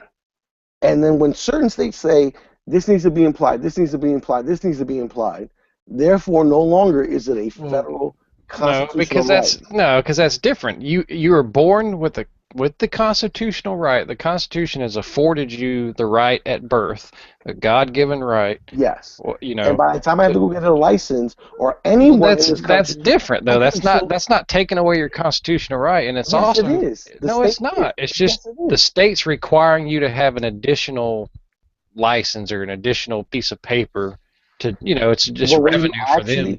When you actually examine a constitutional right, it's not done by the state. It's done by the entire country. So for you to say that I have a constitutional right because I live in Georgia, and to say someone in New York City does not have the constitutional right because they live in New York City, we are inside these United States. So for you to encompass such a statement entirely encompassing the Constitution, it has to apply to every fucking citizen, and he is free to vote. Well, it does. It does apply to every citizen. That's the thing in New York. It applies to every citizen, just like you say with your vote. You can vote as long as you're not a felon. You can own a gun as long as you're not a felon. Now, so you can own a gun as long as you don't live in New York City? You can own a gun in New York City, Marco. Yeah, you can own a gun. No one said you couldn't, and you can do it. You're going to jump through every single hoop, but my stepfather did. And that's where it comes to state rights. The state has a right to put up certain restrictions or to require certain licenses or fees. But that is illegal as a state saying, oh, you have to be able to read or guess how many jelly beans are in this jar. That's where I get against states' rights, because put this, as pro bono as you want to, or pro bono is a horrible word, as permissionful as you would want to make. Yeah, that's even worse. But we validated that entire argument. So as permissionful as you'd want to make a New York City resident own a gun, permissible, permissible, about as legal as you would want to make a permissible person in anyone in the state of Georgia to vote. If they can prove their citizenship, prove they're legal, everything else is illegal. Everything outside of that is illegal. And that's what blows me when I hear a lot of people in pro-gun states say, oh, it's a constitutional right. Yeah. It's not a constitutional right until all 50 states have it. Sorry. It's not really how it works. You have the right. You have more restrictions. Some states have easier restrictions. Some states have different speed limits. Some states have different driver's tests. Okay, but at that point, you're not talking about a constitutional right. So my whole question, you have a constitutional right. This is all right. So it's free travel or something like that. Can I interject? Here we go. Kelly, my girl. Stone, can I interject for a moment? Kelly, I need your channel. Virginia has Virginia has one of the most liberal of the states that I know, and we live right next to D.C., which has one of the strongest ones, but you can still get a gun in D.C. It is just a pain in the ass to do it. Yes. So now, Michael, Kelly, hi. This is Digital Property. You met me at the gun show, and Yeah. How are you? I wish you would have subscribed to me because I would have sent you a PM. I don't have your channel, so subscribe so I can hit you back. But Well, I don't remember what yours is. Mine is Kelly M. Okay, I will send you mine and just hit subscribe later on. I'll send you in the sidebar. But that's my point. And I'm typing, guys. I don't know if you read the chat or not, but I'm in the bedroom and the hubby is sleeping, so I'm trying to be quiet. Oh yeah, read the external or the internal chat. If you type there, we'll see it. But the external, I don't watch because we're on gun channels. Yeah, I think I'm typing in the internal one. I'm not sure. Okay. All right, so you guys say it's a constitutional right. So why does a resident of D.C. have to get $175? Wait! Before you go on, we don't say it's a constitutional right. No, but a lot of people. It is. It is, but it isn't. It is a constitutional right, but the state is requiring additional paperwork or additional fees to what's that word?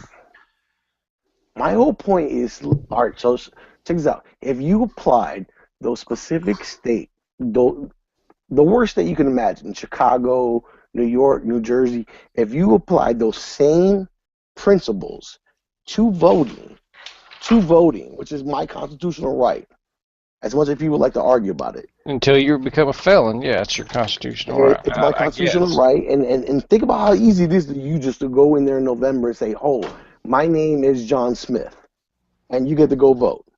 Why? Oh, dude, have you ever voted? Yes. You have to be registered to vote. You can't just walk in and say, I'm here to vote. I'm John. Let me ask you this: if you own your concealed carry permit and you live in this, and you live in New York City, what's harder for you to do, vote or go buy a gun? I've never lived in New York, so doesn't mean you can't do it, dude.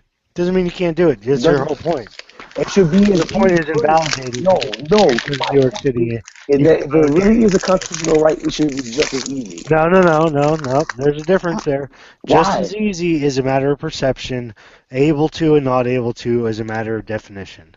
Okay. So redefine. Why should my right to own a gun be any different than my right to go into a ballot box? Why shouldn't someone deliver my permit? We're talking about a constitutional right. That goes back to your whole argument. We're talking about a constitutional right. Constitutional right. My right to go vote is as free as my right to go own a gun. Free? I had to move Kelly, say something. I was going to say I had to move to the living room so I could say something. And this is just a matter of semantics for me. You guys keep saying that the Constitution gives you the right. No, it's an inalienable right given to us by God, but guaranteed by the Constitution. Okay, so let me tell you. That's a good. Do people from DC because you have the right to protect yourself in any means necessary. But the people from DC have an inalienable right. Are there plenty of costs put in front of them before they have the fact to? Marco, grab the book. Oh no, trust me. Like I know the book. I know the book. I just Emily want you gets to. her gun. Yes, Emily? I mean, trust me. I've read the whole thing. Okay. Yes, you've read the course. book. But oh the yeah, point it's a pain in the ass yes. in DC. I mean, it is horrendous, but you can do it. Someone can guess 1,000 jelly beans out of a jar. It doesn't mean they have the right to vote. What are you talking, dude? Your comparisons that you draw are kind of off the chain. You don't know that? Back in segregation days, they make you guess how many beans were in a jelly bean jar before they let you vote. So that's. No, I wasn't familiar with that. So yeah, they would make you guess like, so they would put like a weight on the thing and like guess how many ounces it is, and it'd just be like a block of lead. Is that what's going on though? Is it unreasonable? No, it's not. I mean, it really isn't, and it's not like you're denying. Living in DC, it's extremely unreasonable.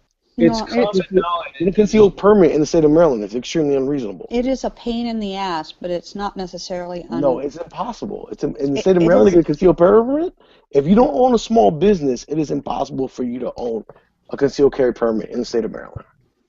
I know a few people that have them, and it's not. I mean, obviously, your state has made it a little more difficult, but you're still Yeah. able to. So they haven't taken away your right. They've just made it different. Marco, you said you're moving across the river anyway, so get off of Maryland and just get the No, hell it's out not. of there. No, because that gets back to the point of the phrasing of the word constitutional right. That. I mean, like, you guys forgot what I was harping on. I was harping on constitutional right. So if you say, well, the constitutional right only exists in 46 of the 50 states, it's not a constitutional right if 4 states It's a don't God. acknowledge that right. It is a It God-given is. right, but each state can regulate how much hoops they make you jump through to get to it. If you choose to live in that state, it's your choice. It's called infringing. That's why there's the United States is on the brink of civil war, dude. Because in New York, Amen. But that's California, what you guys are Jersey. keep making jumps to it. You guys are making jumps outside. Hold on. The Let Constitution. Wood finish what he was saying. I'm sorry. Go ahead, Wood.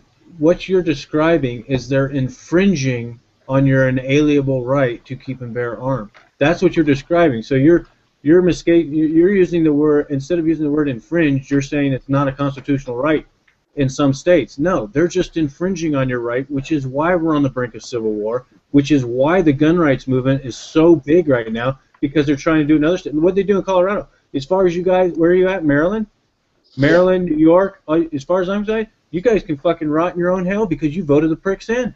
Look what they tried to do it in Colorado. They voted the fuckers right out. Mm-hmm. But Colorado's a swing state, so it's easy to say, oh, Colorado voted them out. Just like you say, oh, Virginia voted them out. It's a swing state. If you're in a serious blue state, do you have honest constitutional rights to everything? Probably not.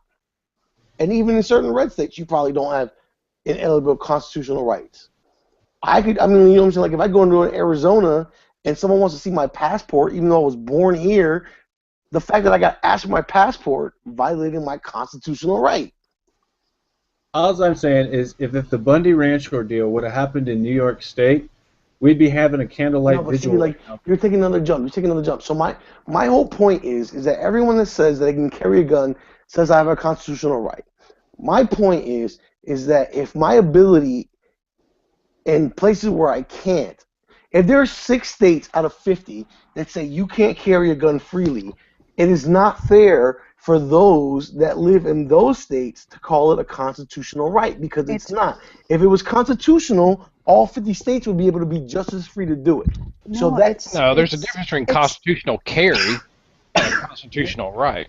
Exactly. It is still a constitutional right. The states are just infringing upon it, and that's where it comes into the hands of the people to vote out those people that they have put in power, because they are no longer representing the people, they are taking away the power from the people. They've stopped representing, and they have started, what is the word I'm looking for? Agenda. They're pushing an agenda. Exactly. So in every state, Ohio, Georgia, Virginia, Nevada, and I'm trying to think of anybody else who's left in the chat. Georgia has just changed their laws. So. But my whole point is, you don't have a right to carry based on the Constitution. As of right now, you don't. You do not. You only have a right because your state says you have a right. I think you guys aren't going to settle this. Don't you understand that you want states to have more strict laws than the federal government to allow the states to be able to tailor themselves to the people that want to live there? And that you want your states to have a little bit more restriction than the federal government has. In fact, you don't want the federal government to have a lot at all. In that case, yes, I will totally agree with you. Until every state has a right to carry. And yes. Like in that small, minuscule case, I will agree with states' rights. No, that's everything. States' rights to say that you have to pay. Okay. All right. So like if in your state your concealed carry probably costs you less than $100. But for a state to say it costs you $600 to get one, that to me is unconstitutional. You know what? No. There's all kinds of laws that are made up that aren't even in the Constitution. Like on Sundays you can't spit on the sidewalk in such and such state because it's against the law. So if you want to spit on the sidewalk on Sundays, move to a different state. I mean, I know that's not a gun analogy, but it is just a legal thing. Does it say that you have the right to spit? No, it doesn't say that in the Constitution, but God gave you that ability. He gave you that right to spit. And for somebody to make a law, if you don't like the law, you can leave the state. But spitting's not an inalienable right. I mean, we're talking about... It's a bodily function. That's what we're getting back to. So it. the whole point is, so when people say, okay, you have a constitutional right to carry, that means all 50 states have an inalienable right. And in all 50 states, we don't have that inalienable right. So if we just say I have, or if we even fall under the premise that I have a constitutional, if you came under the premise and say, oh, I have a state right to carry this gun, and I'm fighting for I'm fighting for the constitutional right to carry, that makes a lot of sense, especially for people from my state and people from New York and people from California. That makes a lot of sense. But for a lot of these pro-state guns, whether it be Virginia, Nevada, Georgia, to actually say I have a constitutional right minimalizes my fight, I think, to truly get a constitutional right. Yes, but the people of these states that you just mentioned are defending their constitutional right to carry, which is why we're not in the same fucking mess you're in, because those states did not. Do you understand that part? No. I don't. Can you? I kind of lost you there. Let's put it, I just want to make a point for you. So if they could get 51% of the country to vote away everyone's right to carry arms, right? No, I'm just saying they would do it. They could do it. They could do it. Trust me. They could do it. 51 versus 49%. No, then they could pass a new federal law saying, okay, no states anymore can carry. See you in about, we'll do this vote every 8 What is years. 51% when anything? We're talking about electoral college. No, I'm just saying, you're talking about federal. You want a federal mandated law saying that everyone can carry, right, in every state, and I wouldn't mind one either. But I'm just saying, when it gets scary, because without states' rights, it could go the other way. It could go the exact other way. What blows me is that states are so a lot of people that have their concealed carry license, you know what I'm saying, call it a constitutional right when it's really not. It's anything but. It's at best it is your state right. No, it's still regulated by the state. You can have a constitutional right that's regulated by the state. Let's go down this. Okay, Stone Guy, you have a constitutional right to carry. How much did your constitutional right did they limit by charging you a fee to carry? Because I'm guessing that each of us had to pay a different fee, but it didn't take away from the constitutional right of it. I don't think Stone Guy's here right now. Oh, did he take off? Well, would. How about you? It's like Virginia's like under 100. I'm guessing across the board in a pro-gun friendly state, it's under $100 to get across the board. Let's just call it that, $100. So in the state of Maryland, it requires 16 hours of class, which is probably about $220. Cheap as I found it. Okay, right? I've spent close to that on about 8 hours of class. Yes. Okay. In well, Virginia. I mean, but the point is, you could get it without it. You can carry without it. That's your preemptiveness to go without it. But it's also my responsibility. I have personal responsibility to know what I'm doing. If something popped off Friday, where you're, I mean, kind of like we've met, but let's just say like your ex-boyfriend, for example. You know, like if something popped off Friday, and you want to have a gun in your house Saturday night, because you went out and dropped $400 or $500 on a Glock. Oh, didn't we go over that I wasn't a Glock fan? You're really trying to cherry pick a scenario. In all reality, no one is preventing her. Stop. Talk about driver's tests, okay? And I don't talk about constitutional rights. Talk about different states and how they have different requirements, the age you can get, how long you have your permit, things like that. I don't see you trying to nationalize those. So my whole point is that if a single she has the right to go. If a single She 18-year-old knows the mother, rules. She if- knows the rules of her state, and she has ample time to go right now before she has the need of one to get one. This last minute business is a need dogs, Ralph. Okay, Ralph, Marco. you're gonna hit me with the need. You're gonna hit me with the dogs, Ralph. Please. You said the Are you need. serious? You brought Hang the on. need up. Listen. Marco? No, look at the 18-year-old single mother, apartment, 1 bedroom, who her boyfriend just beat the shit out of her, and from Friday night she got out the emergency room, wants to go buy a shotgun or a handgun the next morning in case that motherfucker comes knocking on his door.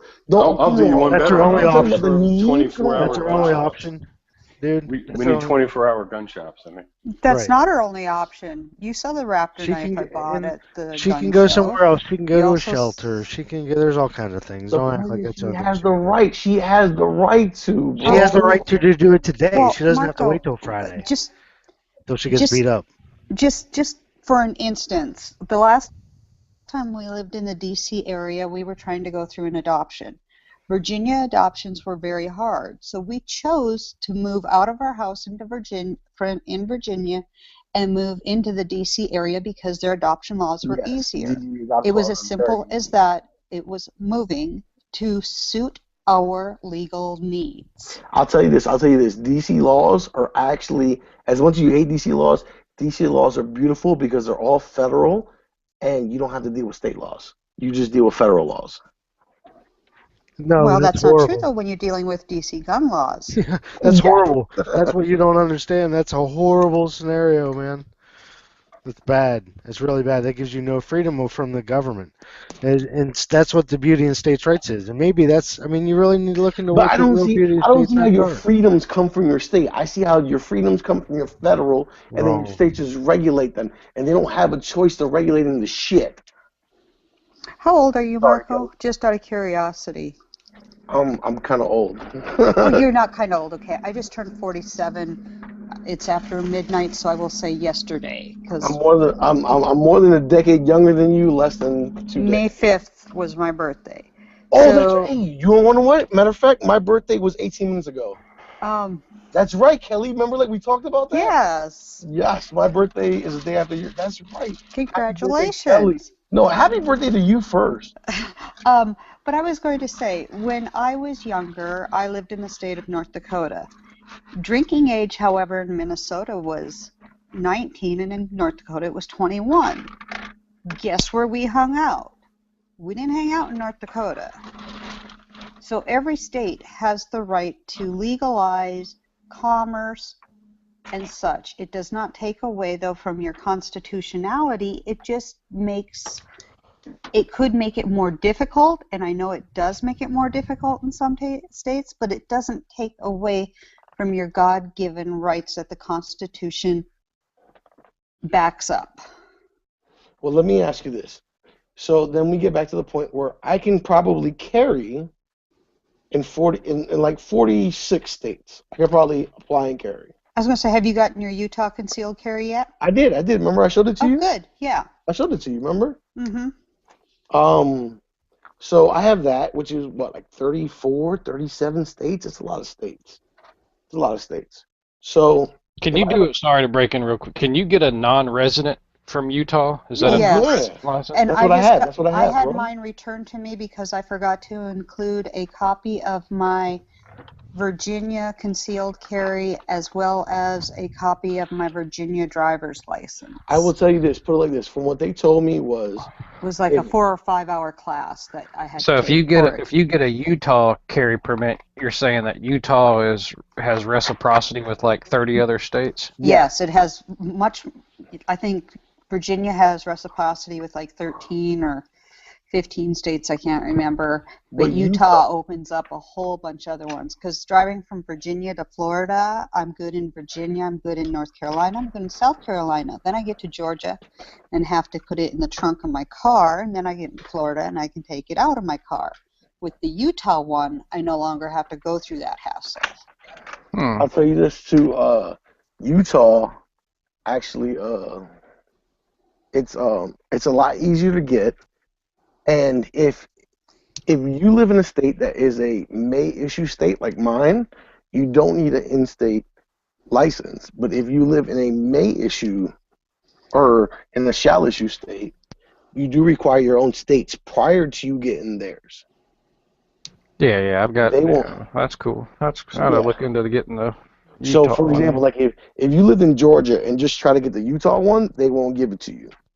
You have to get in Georgia, get the Utah, and then get the get the Georgia one and then get the Utah. They will only just flat out give out of state if you live in a May issue state like Maryland, which really helps me out. But that still doesn't mean, I mean, in D.C., and I'm going to, I've read the book, but I'm starting to look more into the different legal things of D.C. D.C. soldiers who have come back and had maybe an empty casing in their rucksack and got pulled over for whatever, maybe they were speeding or whatever in D.C., and the cop decided to search their car and found an empty shell casing, they can get arrested for that empty shell casing in D.C. It is that strict. Bullshit. No, but the whole point is strict. Yeah, so if a soldier coming back gets 10 days in jail. Oh, and then that's court. And... Yeah, you know what I'm saying? Like, so what if you don't have $500 to post bail? Yeah. And what if it's not even a soldier? What if it's just a DC resident? Well, there was, yeah, I associate with soldiers because my husband's military, and so those always stick in my mind. But like, one guy accidentally had been at a range, and he was traveling through DC, and he had to make a stop at Walter Reed for some paperwork or something, and he got pulled over for speeding. The cop looked in his car, saw the empty shell casing. His ass got packed up and went to jail. I'm not gonna lie. So I mean, put it like this: Kelly lives in Virginia. I live in Maryland. What if we met for lunch the next day after both going to a range trip, and we had an empty shell casing in her boot? Oh no! Wait a minute. That's states' rights. They get to apply. Yeah. That's I don't you know go what I'm saying. into So like the DC. whole you know. I'm too afraid of what might be laying in my car from the range all the time. And you gotta realize DC from us is like a 5-minute drive. Do you not I mean, do you really not understand why you don't want a national standard for everything all the time? No, I want a national bare minimum for everything, and we don't even have that. That's my sure you do, because the state can't supersede the federal, so that is your benchmark. When they applied licenses and dollar amounts, that is not a constitutional bare minimum, because by that point I can. No, every state has to have different fees and structure. I mean, wouldn't you agree that certain areas are going to have to? It's going to cost more to do certain things in certain areas. Are you going to say, oh, well, in certain areas it's going to cost more to vote than others, so I should charge these people $5? It doesn't cost anything to vote. It doesn't cost anything to own a gun. It doesn't cost anything to own a gun. The government doesn't charge you to own a gun in a lot of areas, though, does it? Once again, it's not constitutional. Does the federal government charge you to own a gun anywhere, or does your state charge you to own a gun? So is it a state restriction or a federal restriction? It's a state restriction. If you don't like it, move, because there's enough people in that state that do like it. But then it's not constitutional at that point. You see what I'm saying? It is. No, it's not. You can still do it. You can still do it. You just don't like the extra stuff you have to go through. What about the new marijuana laws that, the federal level says, okay, no, marijuana is illegal, but the states have said, no, we're going to allow it in this state X and state Z. And, in that case, you got to take the good with the bad, yeah. Yeah, if you are like one of the kids that are very sick and need the oils or whatever, there's lots of families that have had to up and move to Colorado so that their children could get treated for their epilepsy.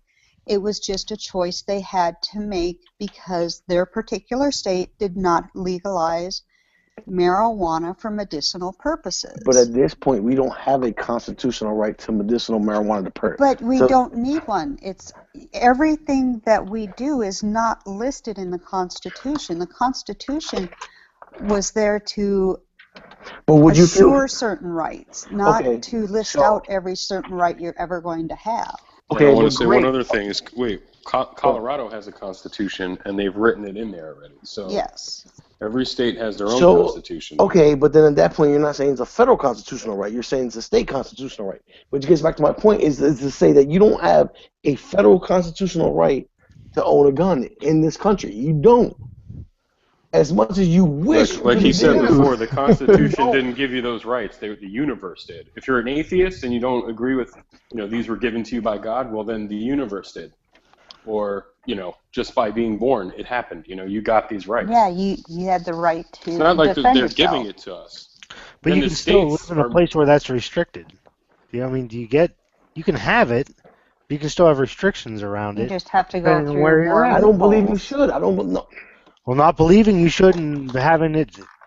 Put it is a like different this. scenario. Put it like this. I will believe you if they said, okay, if they put some cannabis shit on me, and they said, okay, you have a right to carry a gun as long as it's 4 inches in barrel, et cetera, et cetera, et cetera, blah, blah, blah, 10-round capacity minimum is the most you can carry. I have a constitutional right to own and bear arms. Now, the state put on the restriction on me that the most I have the right to bear is 10-round magazines, Yeah. et cetera, et cetera, et cetera. Therefore, I will believe in you. But until every citizen in the United States has that right, we don't have a constitutional right. They do have that right, unless they're a felon, dude. What do you don't understand about that? Yes, they do. It just takes more loopholes. A person in California who is not a felon cannot carry a gun. Own and carry. You're mixing all these things together. You want this whole utopian. So is it? So no. So it's the keep and bear, right? So it's own to carry. Keep and bear is own to carry, correct? In some states, bear just means It's in your interpreted home. at It the does state not level. mean on your person. Arizona reads it. Arizona reads it the way that you want it to. Vermont reads it the way that you want it to. It's not. Then yes, it is. You're totally not getting it, dude. You're totally not getting it. Okay, No, it's not. they're putting out. Okay, a school system, right? Different schools have different dress codes about whatever it is that you can, wear to that school or whatever, grade level to play football or whatever. It's in a lot of cases. Imagine if it's your choice as to what school you go to, but in some cases it's where you grow up, right? So does that mean you don't get an education? You're not. No, are there certain ins and outs and restrictions about that? Then yeah, but at the same time, no one's denied that altogether. No one says you can't go to school. What a lot of states have argued, and what my particular state has argued, is that you have the open right to carry a long gun.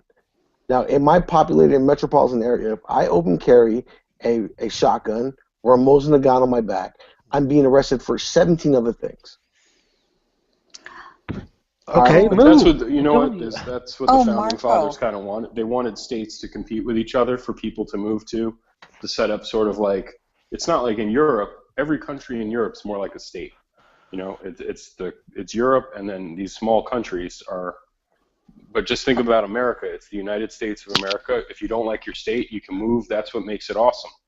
Because if your state totally fucks you in your mind, you can just pack up and leave. But if it was all one, but then you're moving really for states' screwed. rights. Where are you You're moving for states' rights. You're not moving for a constitutional right. You're moving for a state right. That's my whole point. Is that. No. You're thinking the states' rights are your individual rights that are granted. States' rights are the right of the state. Yes. To provide additional restrictions on top of what's already given down to you. That's the right of the state, not your right granted by the state. And that's why it costs you $350 to get all right. For example, like if I live in Chicago right now, and because with the federal law passed in Chicago, I could pay $350, which to me is an absorbent amount for a constitutional right. Tell me any other constitutional right that you believe you have that you pay $350 to.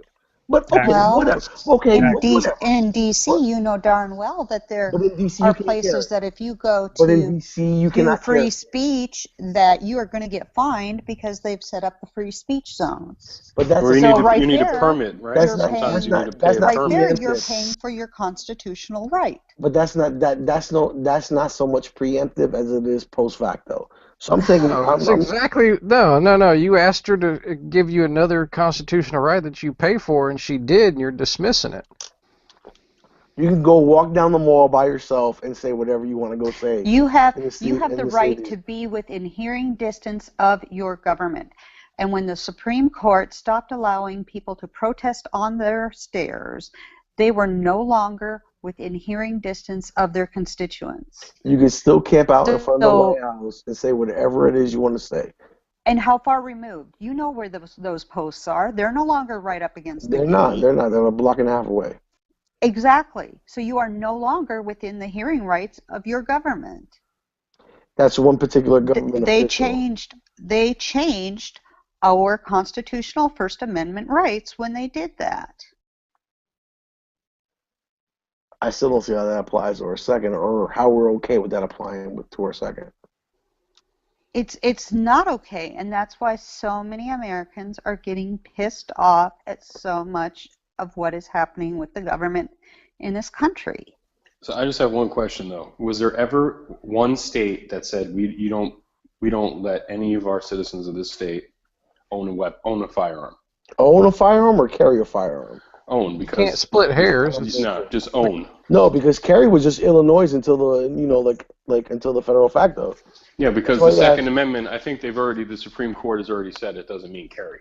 For So you to say California, Well, you could carry inside your home.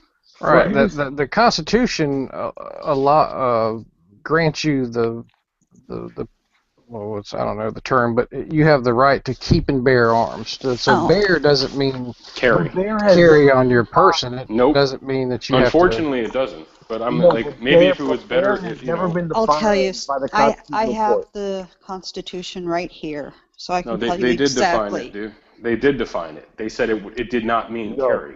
A well-regulated The militia Supreme Court defined it. being necessary for the security of a free state. What case? The right of the people to keep and bear arms shall not be infringed. So they may, like he said, we are getting more and more infringed upon. And that is all right to be upset about. But when the states, they are still allowed to make their own laws, Marco.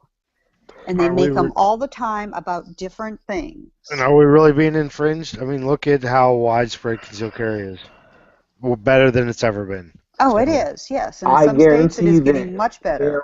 there are 100 million people in this country, just about, maybe about 80, maybe about 80 million people that do not have that right. Everybody has the right unless you're a felon, dude. No. And how many of those are under the age of 18? Hey, I'm gonna tell you this right now. 21? Hey, Stone Guy, if you lived in Manhattan, you would not be able to carry a gun right now. Yes, you can. Yes, Howard you Stern could. You would have to go through certain... It's Robert De impossible. Niro, Harvey It's Keitel. impossible. You're so wrong, dude. It's impossible. No, it's not. DB's stepdad did it. That's how wrong you are. He already told you that, and you're just running around in circles. No. So, he did. My stepdad had a SIG, 226, and an HK Legally USP. in New York City? Yes, legally, of course, dude. On his hip when he drove a cab? No. He didn't get the carry. He didn't get the carry. Yeah, exactly. You don't get the carry. You don't get the carry. No, he didn't get the have to carry. go through Did he more say that he classes. has to and do No, such. because in New York City you need to it's provide a impossible. need to carry, dude. So you need to have a restraining order But against that's somebody. not you need to have infringing death your threats. constitutional rights. To carry? You need to have No. The What's right his name? to John keep and bear Stossel arms tried is to not apply. to carry around in a That's public what I was place. trying to say. You have a Exactly. constitutional The right to keep and bear arms didn't mean carry, and if it did, then I wish it did, or I wish they interpreted it that way, because if they did, then you're right. Everyone would be like Arizona. We just have constitutional carry. That's what you're talking about, like constitutional carry. That's what they call it in Arizona. Right. Because that's how they interpret it. But unfortunately, the Supreme Court defined it. They already ruled on it. So unfortunately, the federal government, not the state, the federal government ruled on it. They have never ruled on the right to bear. ever. They have ruled on the right They to just keep. did. They just Heller- did. Wasn't They it did the it Heller in D.C. In what case? case? In The Heller. The Heller is the right to keep, which was inside the home. Okay, So get it right. so I may have the wrong case. Exactly. So the right in Heller is the right to keep, which was interpreted as the right to keep inside the home. The right to bear in federal Supreme Court has never been decided ever. Oh, ever. and I'm just curious because of the conversation going on and on. Marco, what is your major in college? I know that you're working on your master's degree. My master's in real estate development. Debate. Real estate development. Well, I was wondering if it Bullshit. was something law or No, it's something like that. It's mierda seca. He's getting a BS and BS. My bachelor's is in social stratification, and hopefully my master's will be in real estate development. Okay, I was just wondering. Oh Lord. Well, this has been really fun, guys. But I got to go to bed. So if someone wants to hold an after chat, that would be awesome. I was going to say I was hoping that you would have a chat on something else too.